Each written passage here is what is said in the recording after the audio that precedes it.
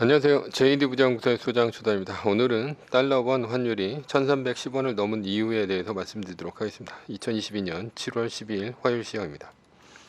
유튜브 멤버십에서는 최근 JD부장구소 투자 현황 및 자산 현황에 대해서 알 수 있습니다. 관심 있으신 분들은 동영상 아래 댓글 링크를 참조해 주시기 바랍니다. 뉴욕 마켓워치 떨칠 수 없는 경기 침체 우려, 주식 떨어지고 채권 달러 올랐다라는 기사가 있는데요. 어제는 나스닥이 2.26%, S&P 500 지수가 1.15%, 다우존스 지수는 0.52% 떨어지면서 3대 지수 모두 하락했습니다. 메인 이슈입니다. 달러원 환율이 1310원을 넘은 이유. 어제 나스닥이 떨어진 이유는 무엇일까? 첫 번째는 노드스트림 1 러시아 가스 중단입니다. 러시아는 어제 러시아에서 유럽으로 가는 노드스트림 1 가스관을 10일간 잠궜습니다. 이유는 유지보수 때문인데요. 이것이 영원히 끊길까봐 유럽은 전전긍긍하고 있습니다. 때문에 유럽은 친환경 정책을 이치적으로 포기하고 겨울이 오기 전에 석탄 발전소를 돌리면서 에너지 위기에 대비하고 있습니다.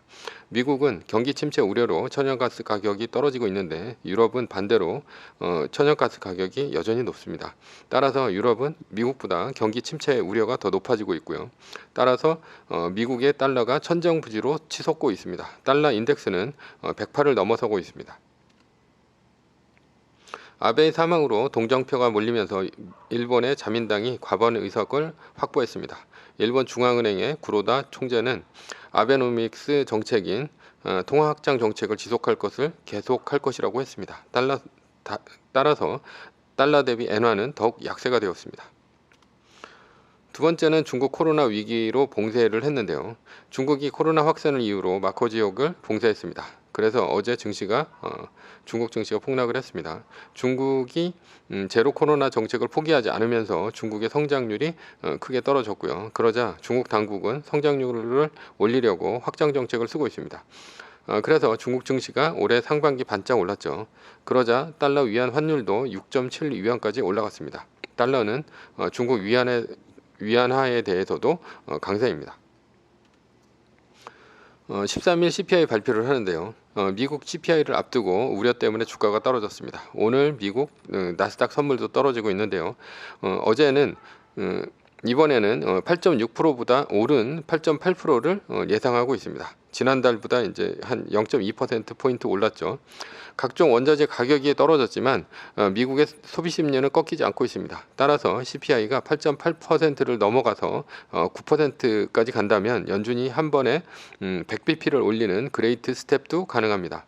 그러나 만약 이번에 확연히 CPI가 꺾이는 모습을 보여도 연준은 75bp 이상을 올릴 것으로 보입니다. 왜냐하면 연준이 인플레이션을 잡으려는 의도를 시장이 확실하게 보여줘서 소비 심리가 꺾여야 연준이 9월에 금리를 낮출 수 있는 여지가 생기기 때문이죠. 따라서 연준은 이번에는 75bp 이상을 올릴 예정입니다. 그러나 연준만큼 금리를 올리는 곳은 주요국 중에 없습니다. 유럽도 일본도 중국도 연준을 따라가지 않습니다. 유럽은 경기 침체 우려로 25bp 정도만 올릴 예정이고 일본은 금리를 올리지 않고 오히려 양적 완화를 하고 있으며 중국도 경기 침체 우려로 완화적인 정책을 하고 있습니다. 결국 달러화만 극강으로 가고 있습니다. 그런데 이런 달러화 때문에 할 수 없이 금리를 올리는 곳이 바로 한국입니다. 금통위 폴 전문가 80% 하는 이달 금통위에서 사상 첫 빅스텝 갔다라는 이제 기사가 있는데요. 한국은 이번 7월 금통위에서 50bp를 올릴 예정입니다. 이러면 기준금리는 연 2.25%로 높아집니다. 한국의 금통위는 미국 연준의 FOMC 회의보다 더 빠릅니다. 따라서 선제적으로 움직여야 합니다. 그래서 딜레마죠. 이번에 한국 금통위가 50bp를 올린다고 하더라도 이번 7월에 연준이 FOMC에서 75bp에서 100bp를 올려버리면 한국과 미국의 금리 역전이 일어납니다. 즉 미국이 한국보다 금리를 더 준다는 얘기입니다. 이러면 외국인들의 한국 이탈은 더 심해질 것으로 보이는데요.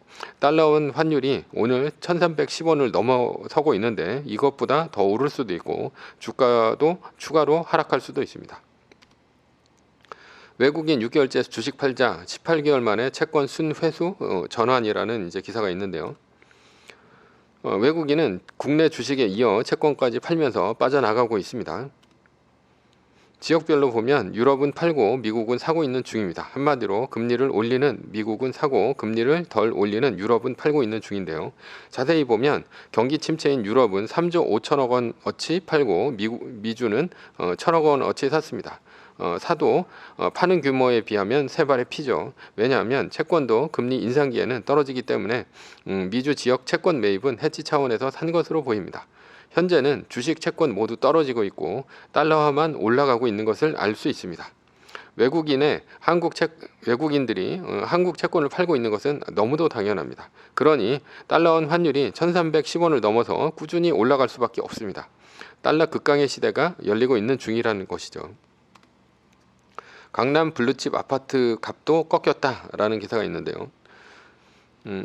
이러자 꿋꿋하게 버티던 강남 아파트 가격도 흔들리고 있습니다. 압구정 현대 아파트도 3억 원 넘게 떨어지며 부동산 대장주인 강남마저도 꺾이고 있는 중입니다. 금리 인상 때문이죠. 애플은 130불에서 150불 박스권에서 움직이고 있는데요. 130불 밑으로 떨어지지도 않고 150불 정도가 오면 떨어지며 박스권을 형성하고 있습니다. 이번에 애플이 CPI 발표 이후 150불을 넘어 154.71달러를 뚫으면 전략 매수죠. 그러면 박스권 탈출입니다. 그러나 CPI 발표 이후 또다시 추락한다면 계좌 하나 따로 파서 130불대에서 매수해서 150불대인 박스권 상단에서 파는 것도 하나의 방법입니다. 물가가 이렇게 오른다면 민주당은 이번 중간선거에서 공화당에게 밀릴 가능성이 있습니다. 공화당이 민주당을 이긴다면 미국도 유럽처럼 화석연료를 국가 방어 차원에서 정책 방향을 다시 바꿀 수도 있습니다. 예를 들어 셰일가스를 더 캐내서 석유 가격 안정화 정책을 펼 수도 있죠. 이러면 하반기에는 유가가 떨어지며 물가가 잡힐 수도 있습니다. 물가가 잡히면 연준은 금리 오름폭을 낮출 수 있거나 올리지 않을 수 있습니다. 연준이 금리 방향을 바꾸면 하반기에는 나스닥 주가가 오를 수도 있습니다. 결론입니다. 달러 급강의 시대에 어디에 투자해야 할까? 달러와 자산을 들고 있는 것이 가장 좋은 방법입니다. 이번에도 위기에는 역시 달러에 투자해야 된다는 것이 증명되었습니다. 우리는 위기에는 매뉴얼로 수익률을 지키고 달러화로 손해를 만회하면 됩니다.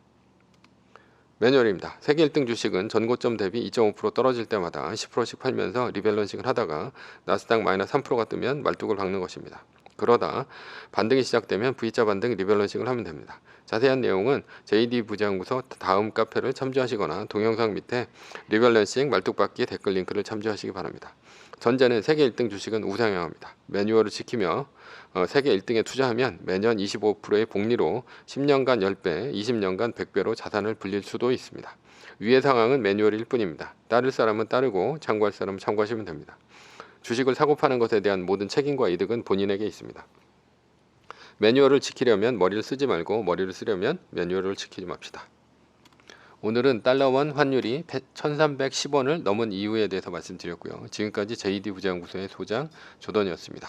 컨텐츠가 좋았다면 구독, 좋아요, 알람 설정 부탁드립니다. 지금까지 들어주셔서 감사합니다.